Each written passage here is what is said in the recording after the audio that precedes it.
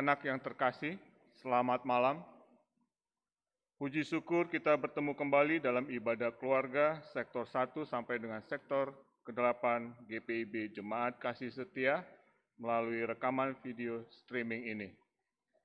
Kiranya ibadah kita pada malam hari ini mendatangkan berkat bagi kehidupan beriman kita.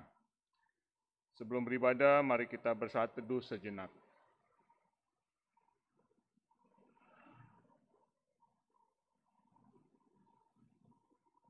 Saat teduh selesai. Ungkapan situasi.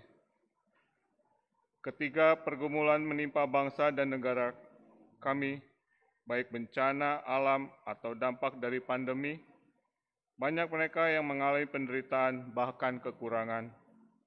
Sebagai bentuk pelayanan kepadamu, ya Tuhan, mampukan kami untuk melayani mereka yang menderita dengan cinta kasih dan kepedulian. Dalam ibadah keluarga hari ini, kita diajak menghayati tema teladan pelayanan. Mari kita menyiapkan hati dan pikiran kita untuk masuk dalam persekutuan saat ini. Jemaat, mari kita berdiri untuk menghadap Tuhan dan menyembah serta memuliakan nama-Nya, karena kasih-Nya setianya besar atas kita.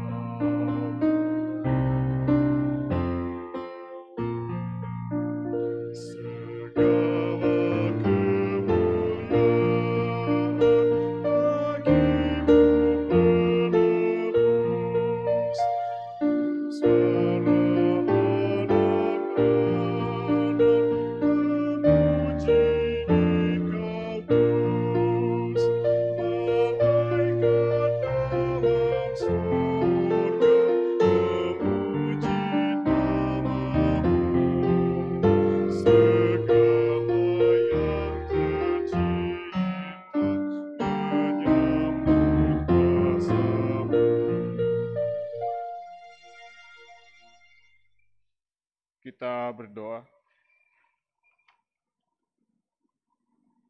Kami menghadap kehadirat-Mu ya Bapa, Pencipta langit dan bumi. Tak terhitung banyak berkat yang Engkau curahkan dalam kehidupan kami. Engkau adalah Tuhan yang tetap setia melawat kami, sekalipun seringkali kami tidak setia, bahkan juga mengecewakan hati-Mu. Ampunilah dan baharuilah hati dan pikiran kami ya Bapa, agar kami pun di dalam hidup ini dapat senantiasa meneladani-Mu. Saat ini Tuhan, kami bersekutu dan di dalamnya kami pun akan membaca dan merenungkan firman-Mu, serta memuji-muji nama-Mu yang agung itu. Kuduskanlah kami ya Tuhan, agar kami layak untuk masuk dalam persekutuan saat ini. Hanya di dalam nama Yesus, Tuhan yang berkuasa kini dan sepanjang segala masa. Amin.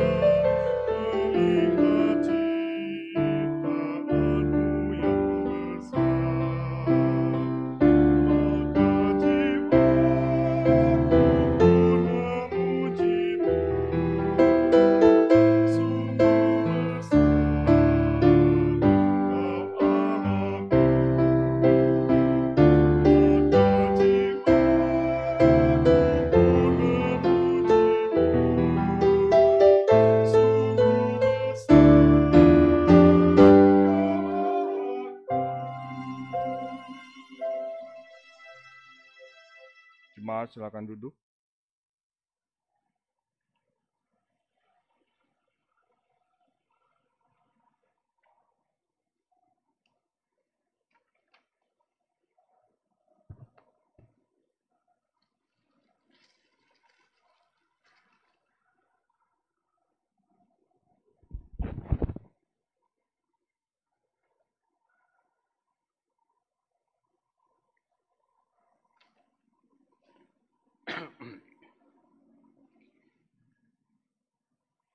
Ibu bapak saudaraku sekalian, jemaat yang dikasihi Tuhan Yesus Kristus, Sang Kepala Gereja, penebus dan juru selamat kita. Kita akan masuk dalam pelayanan firman. Nanti kita akan berdoa, tapi sebelum kita berdoa mohon bimbingan Roh Kudus. Kita buka dulu Alkitab kita dari surat Filipi. Surat Filipi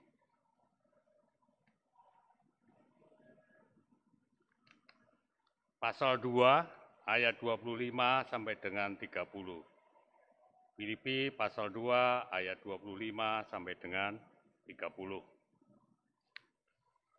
Kalau sudah temu, biarkanlah Alkitab terbuka dan mari kita satu dalam doa mohon bimbingan Roh Kudus. Mari kita berdoa.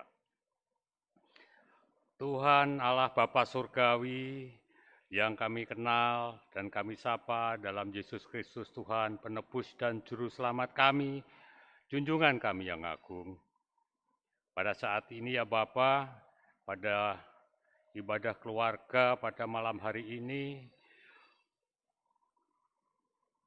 kami bersyukur dan berterima kasih Tuhan masih perkenankan kami untuk melaksanakan ibadah ini dengan secara daring seperti ini. Kami akan membaca sebagian firman-Mu ya Tuhan, biarlah Roh Kudus-Mu membimbing, memimpin, dan menolong kami untuk memahami, mengerti, menghayati kebenaran firman-Mu itu.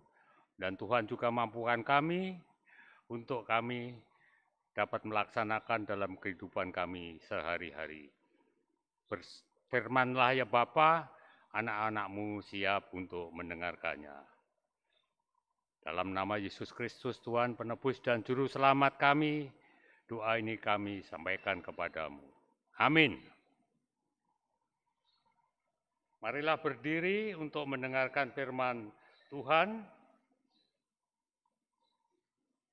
Kita membaca Alkitab dari Filipi pasal 2 ayat yang ke-25 sampai dengan yang ke-30. Sementara itu, kuanggap perlu mengirimkan Epafroditus kepadamu, yaitu saudaraku dan teman sekerja serta teman seperjuanganku, yang kamu utus untuk melayani aku dalam keperluanku. Karena ia sangat rindu kepada kamu sekalian dan susah juga hatinya, sebab kamu mendengar bahwa ia sakit. Memang benar ia sakit dan nyaris mati, tetapi Allah mengasihani dia, dan bukan hanya dia saja, melainkan aku juga, supaya duka citaku jangan bertambah-tambah. Itulah sebabnya aku lebih cepat mengirimkan dia, supaya bila kamu melihat dia, kamu dapat bersuka cita pula dan berkurang duka citaku. Jadi, sambutlah dia dalam Tuhan dengan segala sukacita dan hormatilah orang-orang seperti dia. Sebab oleh karena pekerjaan Kristus, ia nyaris mati dan ia mempertaruhkan jiwanya untuk memenuhi apa yang masih kurang dalam pelayanan kepadaku. Demikian pembacaan Alkitab, terpujilah Kristus, Hosiana. Hosiana, Hosiana, Hosiana.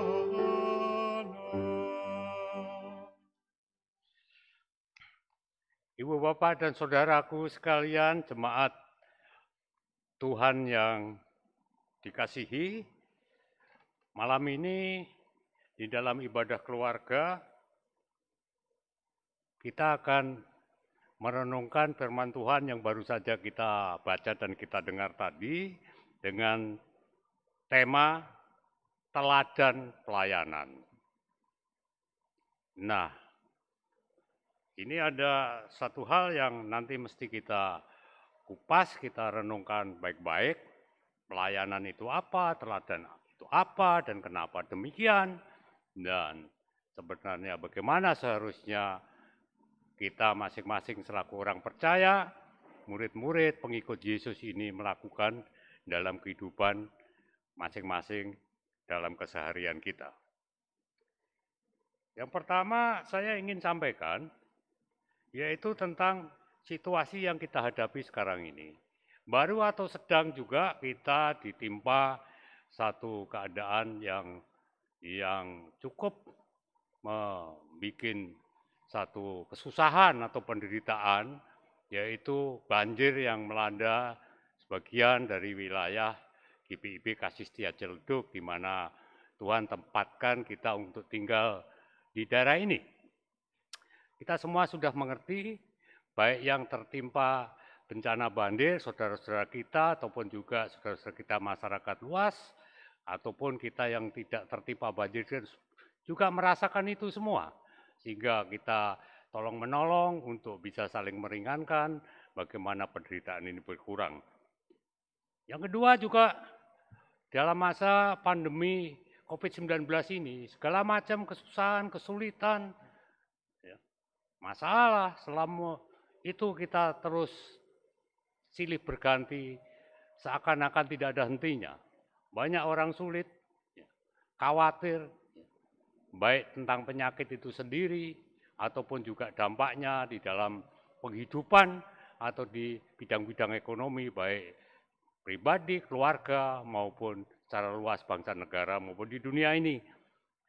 Ibu Bapak, saudara sekalian, dengan demikian bisa kita tarik kesimpulan situasi yang kita hadapi ini, bahwa penderitaan maupun kesengsaraan itu dapat dialami siapapun melalui berbagai peristiwa.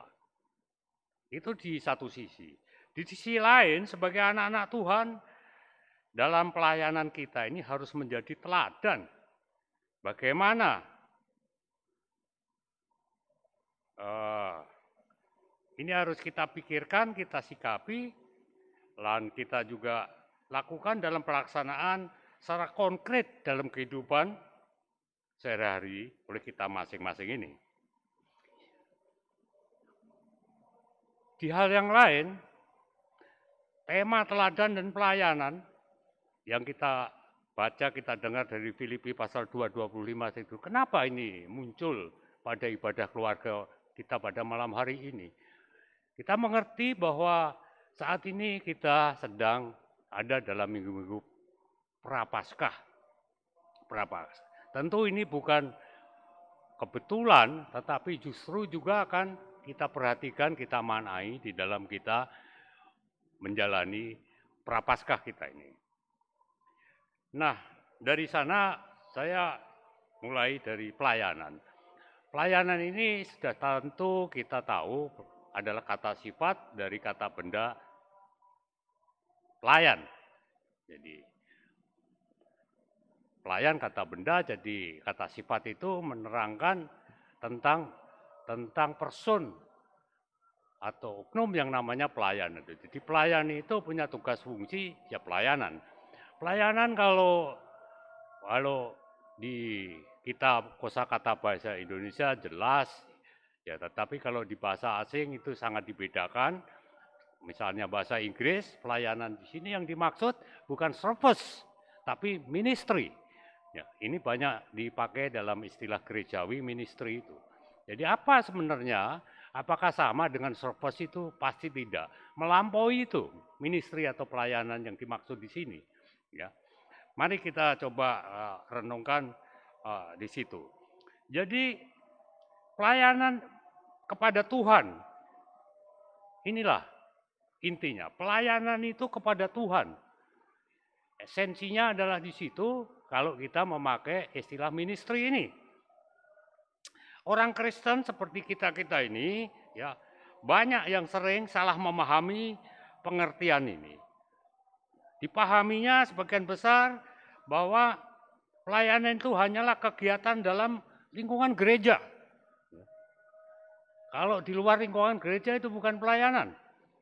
Misalnya presbiter, pendeta, penatua, diaken, lalu bertugas pelayan firman, pelayan 1, 2, dan seterusnya.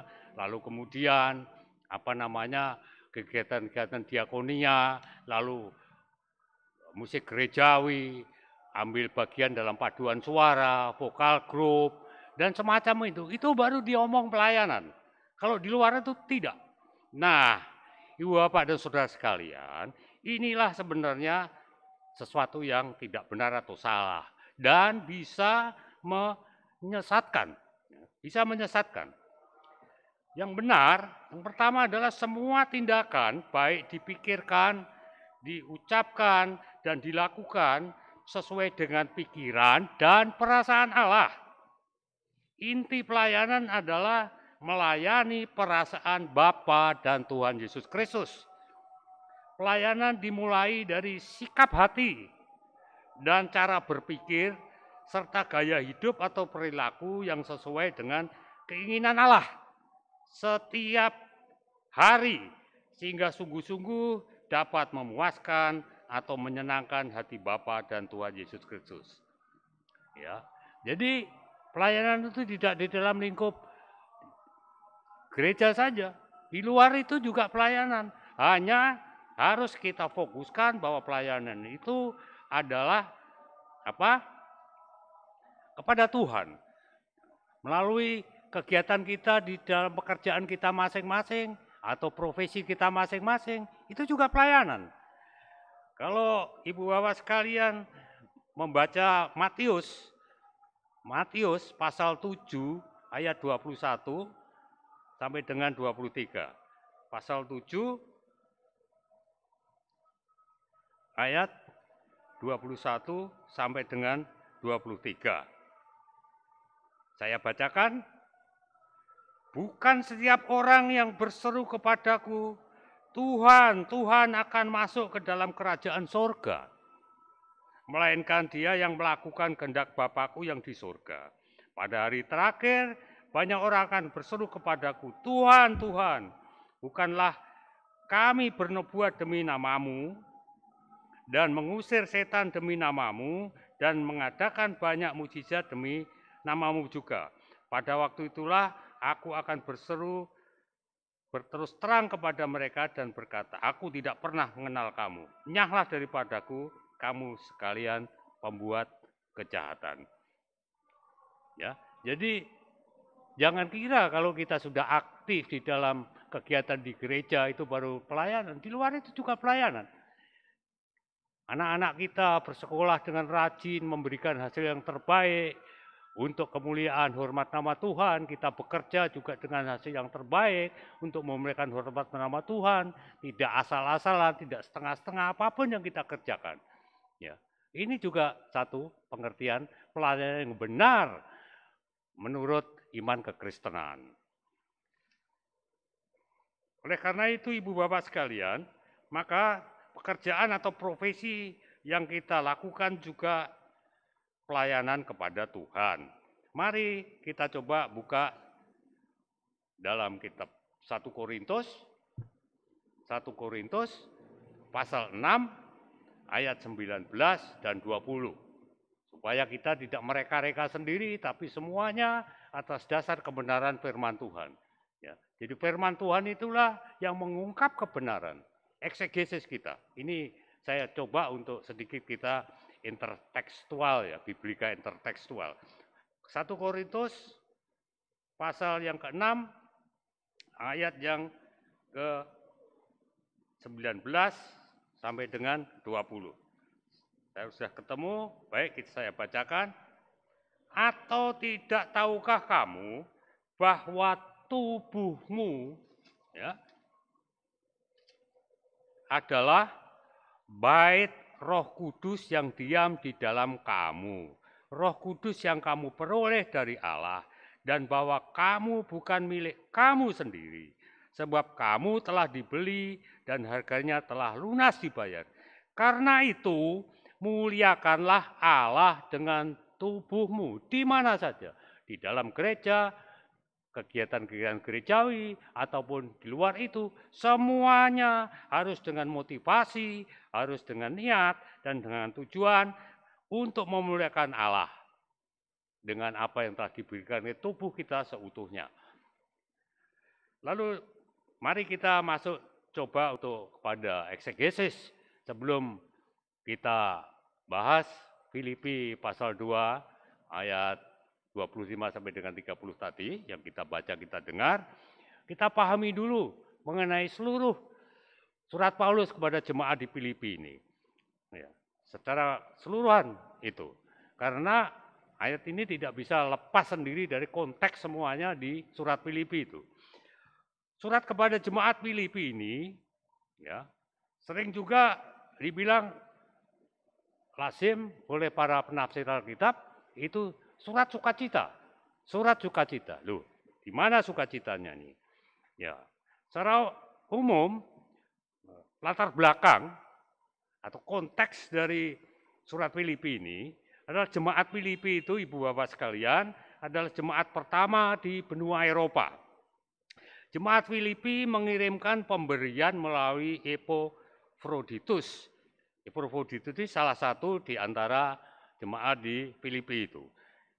Untuk disampaikan kepada Paulus. Pada saat itu Paulus ada di dalam penjara di Roma. Jadi surat Filipi itu kedudukan atau posisi Paulus, keadaan Paulus sedang ada di dalam penjara. Sedang ada di dalam penjara. Ini menjadi satu kata kunci juga. Orang di penjara tetapi masih bisa memikirkan orang lain dan banyak orang lain di luar dirinya sendiri. Paulus ini menulis surat untuk berterima kasih kepada mereka itu jemaat Filipi ini atas pemberian dan untuk menguatkan iman mereka. Pada waktu itu orang yang di penjara itu hidupnya tergantung dari orang yang di luar penjara. Ya makannya, kebutuhan hari-hari dan seterusnya. Kalau tidak ada orang lain dari luar penjara, maka dia bisa cepat mati di dalam penjara. Ya. Bapak sekalian, di dalam surat Filipi ini ada satu ayat kunci, yaitu Filipi pasal 4 ayat 4. Demikian, bersukacitalah senantiasa dalam Tuhan. Sekali lagi kukatakan, bersukacitalah. Oleh karena itu di depan banyak penafsir menyampaikan bahwa surat Filipi ini adalah surat sukacita. Bersukacitalah senantiasa dalam Tuhan. Sekali lagi kukatakan, bersukacitalah. Jadi, sekali lagi saya tekankan, saya ingin katakan surat Filipi adalah surat sukacita dalam segala hal atau dalam segala keadaan. Ibu Bapak Saudara sekalian dikasihi Tuhan Yesus, di keseluruhan surat Filipi itu ada 5 tema utama. Ada 5 tema utama, mari coba kita renungkan, kita perhatikan, kita hayati untuk kita mohon Roh Kudus sendiri memampukan kita di dalam kita melaksanakan dalam kehidupan kita sehari-hari. Yang pertama adalah kerendahan hati. Nah, ini sudah menyangkut bagian dari keteladanan. Keteladanan yang seperti apa ini? Ya. Satu adalah kerendahan hati. Tuhan Yesus Kristus menunjukkan kerendahan hati yang sejati. Dia melepaskan hak-hak istimewanya sebagai Allah untuk menjadi manusia. Ya. Dan di situ kenapa? Ada satu misi, yaitu untuk menebus dosa manusia yang seharusnya manusia itu sendiri yang menanggungnya. Memang di dalam hal ini itu berarti mengesampingkan kepentingan diri sendiri. Rendah hati itu dicirikan mengesampingkan kepentingan diri sendiri, dan dengan demikian kita sebagai murid-murid Yesus, kita orang-orang percaya, kita pengikut Yesus, maka kita harus seperti Tuhan Yesus Kristus dalam melayani orang lain. Tinggalkan penghargaan dan jasa pribadi. Tinggalkan penghargaan dan jasa pribadi. Layani dengan sukacita, kasih dan kebaikan. Yang kedua, setelah kerendahan hati, yang kedua adalah pengorbanan diri. Pengorbanan diri. Tuhan Yesus Kristus menderita dan mati supaya kita ini memiliki hidup kekal. Rasul Paulus pun meneladani Yesus seperti itu. Dan kita anak-anak Allah yang sudah dimuliakan oleh Allah sendiri, diangkat menjadi anak-anaknya, ya, maka kita pun juga harus setia mengabarkan Injil meskipun berada di dalam penjara seperti Paulus. Artinya ada kesusahan, ada penderitaan. Tetapi misi itu tetap dilakukan dengan sukacita dimanapun keadaannya, bagaimanapun yang dialami, ya meskipun di dalam kesusahan seperti yang Paulus alami ini. Kita pun harus menyangkal diri dan memikul salib masing-masing untuk memedulikan orang lain. Kita jangan egosentris. Jangan egosentris. Yang ketiga adalah kesatuan. Kesatuan.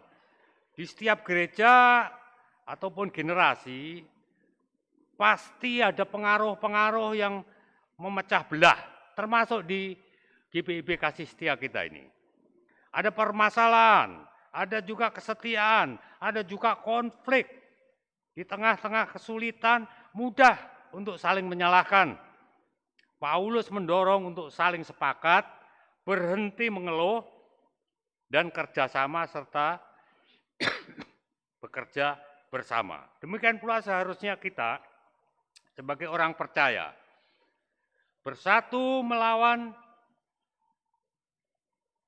semuanya itu secara bersama. Kalau kita anggap musuh, maka kita bersatu melawan musuh itu secara bersama. Musuh apa itu? Bukan musuh secara fisik, tapi musuh pencobaan dari setan yang harus kita lawan untuk berusaha dengan cara-cara halus, ya, untuk memecah belah kesatuan kita sebagai jemaat Tuhan ini. Oleh karena itu, demikian pula seharusnya kita sebagai orang percaya bersatu melawan musuh itu secara bersama. Saya tegaskan lagi di sini, ketika kita bersatu dalam kasih, kekuatan Kristus paling melimpah. Hendaklah kita selalu memiliki keinginan untuk kerjasama tim, perhatian terhadap sesama, dan tidak egoistis.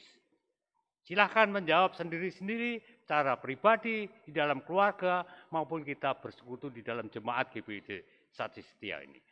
Sudah bisakah kita meneladani di dalam pelayanan yang kita lakukan dalam lingkup gereja, dalam lingkup di keluarga, lingkup di masyarakat, di pekerjaan, dan lain sebagainya. Yang keempat adalah cara hidup Kristen yang bagaimana ini. Paulus menunjukkan kepada kita bagaimana menjalani kehidupan Kristen yang sukses itu.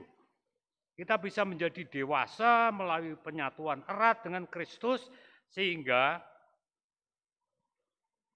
sikap Tuhan Yesus Kristus yang rendah hati dan pengorbanan diri menjadi sikap kita. Tuhan Yesus Kristus adalah sumber kekuatan dan juga pemandu kita. Jadi pengembangan karakter kita dimulai bersama dengan karya Allah di dalam diri kita. Namun pertumbuhan juga membutuhkan disiplin diri, ketaatan pada firman Allah, dan konsentrasi. Yang kelima atau yang terakhir adalah sukacita. Orang yang percaya bisa memiliki kepuasan, ketenteraman, dan kedamaian yang mendalam apapun yang terjadi.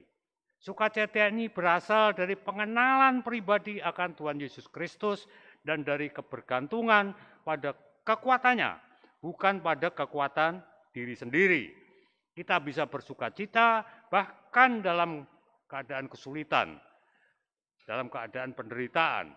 Sukacita bukan berasal dari luar, melainkan dari kekuatan batin.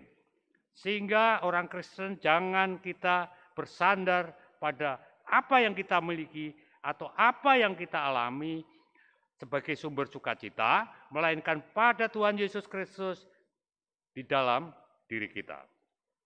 Pada Filipi pasal 2 ayat 25 sampai 30 adalah yang penting yang harus kita renungkan, terutama pada ayat 29 sampai 30. Di sini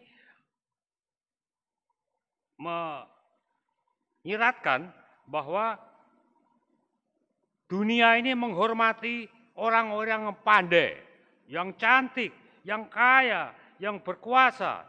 Paulus menunjukkan bahwa kita hendaknya menghormati orang-orang yang menyerahkan hidupnya untuk kepentingan Tuhan Yesus Kristus. Oleh karena itu, bagian yang terakhir saya ingin mengajak kita, Bapak, Ibu, Saudara, dan saya untuk berefleksi diri. Minggu Prapaskah kali ini, kesempatan kita untuk berkontemplasi atau berefleksi atau introspeksi diri tentang pengorbanan, penderitaan, kematian, dan kebangkitan Yesus Kristus Tuhan dan Juru Selamat kita ini. Seberapa jauh kita sudah mampu meneladani pelayanannya dalam hidup kita sehari-hari. Percayalah, penyesalan dan pertobatan Tuhan menunggu kita untuk itu. Tuhan Yesus memberkati kita semua. Amin.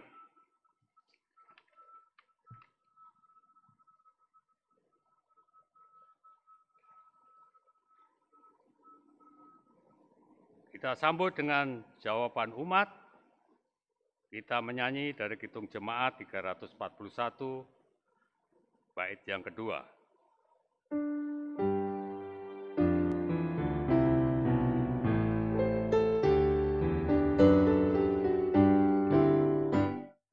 Teladan sudah kau beri demi deritamu, dan melalui salibmu kau terima kuasamu. Bagian kami tak lebih seperti segenggam benih melintas kubur yang gelap, agar kelak akan menetap bersamamu di Firdaus gemerlap. Mari kita bersama-sama berdoa syafaat. Kita berdoa. Tuhan Allah Bapa Surgawi, dalam Yesus Kristus Tuhan penebus dan Juru Selamat kami, junjungan kami yang agung. Kembali lagi kami menghadap kepadamu ya Bapa untuk menyampaikan doa syafaat kami. Bapa, dalam kesempatan ini kami mengucapkan terima kasih dan puji syukur yang tadi hingga karena kasih, kuasa, karunia, dan anugerah-Mu, Tuhan dalam berfirman, dan Tuhan telah menunjukkan kebenaran-kebenaran firman-Mu. Biarlah itu juga akan Tuhan mampukan kami untuk memahami, untuk mengerti, untuk memahami, dan untuk meresapi, serta dengan pertolongan Roh Kudus sendiri, Tuhan juga bimbing, pimpin, dan tolong kami untuk melaksanakannya dalam kehidupan sehari-hari. Dan Tuhan inginkan kami ini adalah pelayan-pelayan-Mu yang memberikan keteladanan, yang menjadi teladan. Oh Tuhan, di dalam situasi yang seperti ini Tuhan, kami dihadapkan banyak hal, seperti situasi dan kondisi bangsa negara Indonesia yang terkait wabah COVID-19 ini. Sampai kapan kami tidak tahu ini akan berakhir Tuhan. Tetapi kami yakin dan percaya rencana dan kehendak-Mu lah yang terjadi. Rencana-Mu dan kehendak-Mu adalah rencana kehidupan, bukan rencana kematian. Oleh karena itu kami hanya menggantungkan harapan kami atas janji-janji-Mu. Dan kami yakin dan percaya bahwa janji-janji-Mu pasti akan Tuhan tepati. Tetapi Tuhan juga membagikan kami akal pikiran untuk kami pakai. Dengan demikian, maka kami pun harus juga mohon Tuhan mampukan untuk kami dapat melakukan protokol kesehatan ini, berdisiplin untuk mengikuti ini. Karena ya Bapak inginkan kami ada di dalam kehidupan, bukan kematian. Maka kami tidak boleh menyampaikan hal itu, karena itu juga selalu Tuhan buka akal pikiran kami ini untuk mentaati hal-hal yang Tuhan inginkan itu.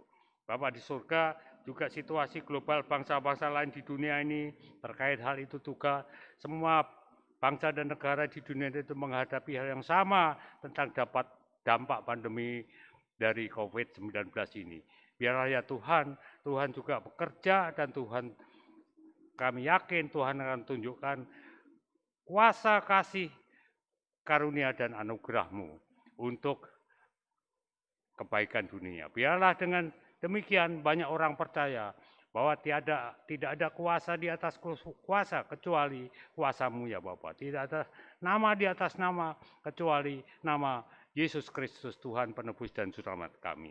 Biar semua orang datang kepadamu, bertekuk lutut, menyesali dan bertobat untuk selalu mengikuti-Mu Tuhan dan melayani-Mu dengan mentaati perintah-perintah atau firman-firman-Mu.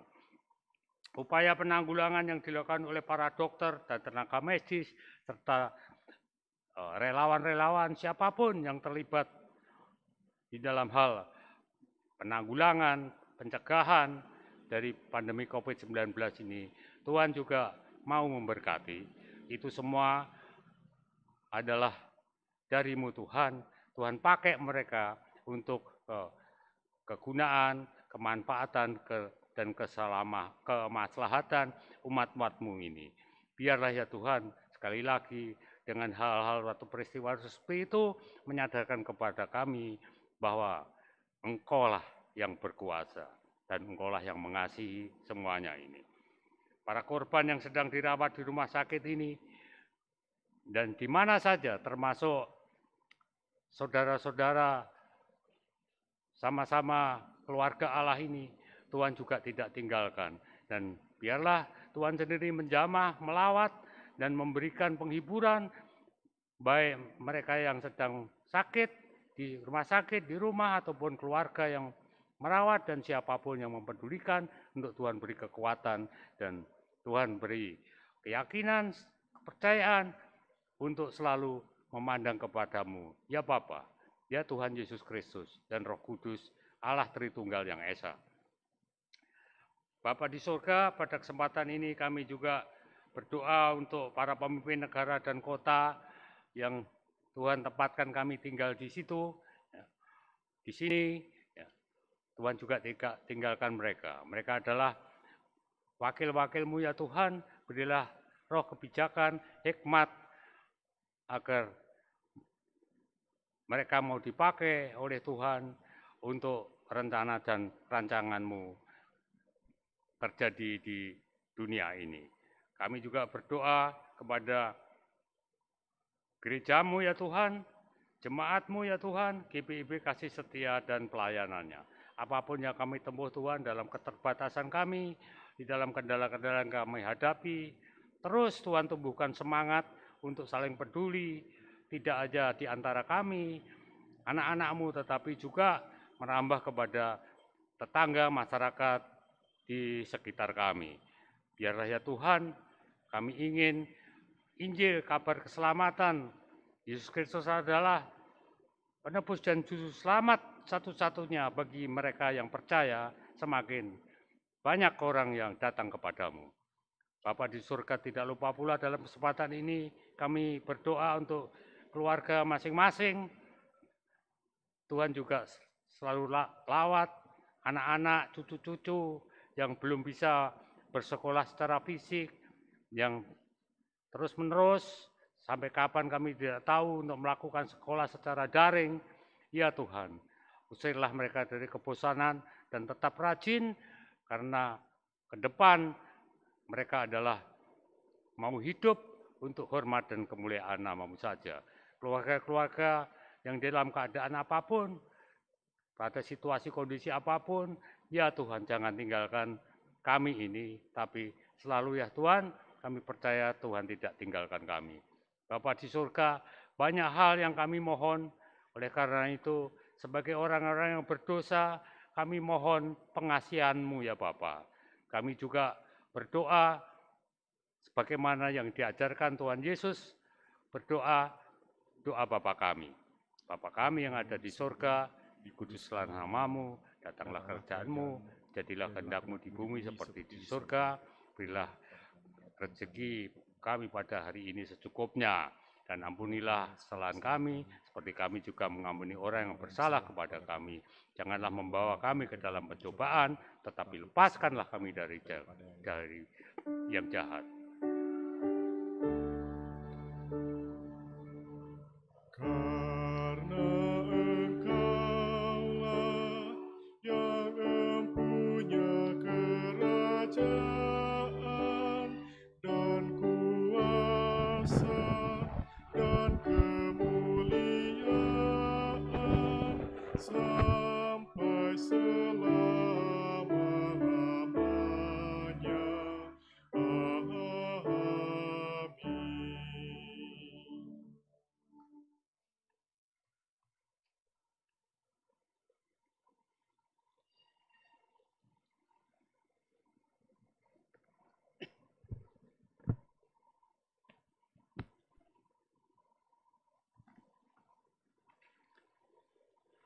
Umat yang diberkati, mari kita bersyukur kepada Tuhan atas berkat-Nya di dalam hidup kita dengan memberi persembahan syukur. Dengarlah nats Alkitab yang terambil dari Kolose 3 ayat yang ke-17 yang menyatakan, dan segala sesuatu yang kamu lakukan dengan perkataan atau perbuatan, lakukanlah semua itu dalam nama Tuhan Yesus, sambil mengucap syukur oleh Dia kepada Allah Bapa kita. Tuhan memberkati saudara dan persembahan saudara.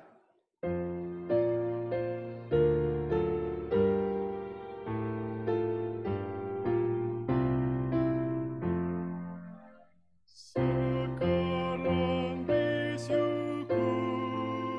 hai hati mulut tangan, sempurna dan besar segala karya Tuhan, diberinya kita pun anugerah dan berkat yang tak terhilang terus, semula dan tetap. Umat kekasih Tuhan, marilah kita berdiri untuk menyerahkan persembahan kita kepada Tuhan. Dalam doa kepadanya, kita berdoa. Ya Tuhan, Engkaulah yang menyertai setiap usaha dan karya kami. Karena kasih-Mu, maka kami hidup berkecukupan setiap hari, bahkan mampu mempersembahkan yang terbaik padamu saat ini. Terimalah ya Tuhan ungkapan syukur hati kami, serta berkatilah pengelolaannya agar berguna untuk menopang pelayanan dan kesaksian gereja-Mu di dunia ini. Demi Tuhan Yesus Juru Selamat, kami berdoa. Amin.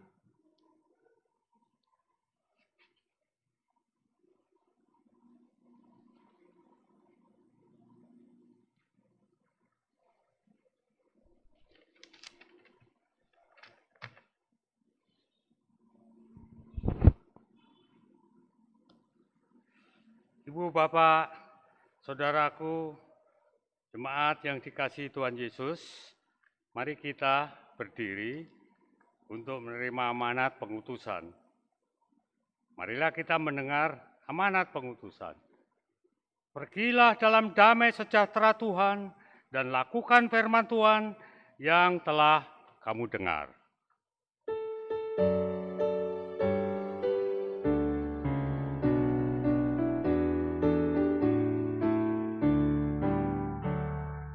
Ikuti saja